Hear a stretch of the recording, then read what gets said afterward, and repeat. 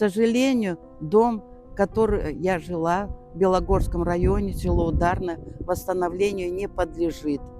Там все сгорело. Мне негде жить. Сейчас, в данный момент, я живу на квартире. Пенсию, которую я получаю, у меня уходит на квартиру.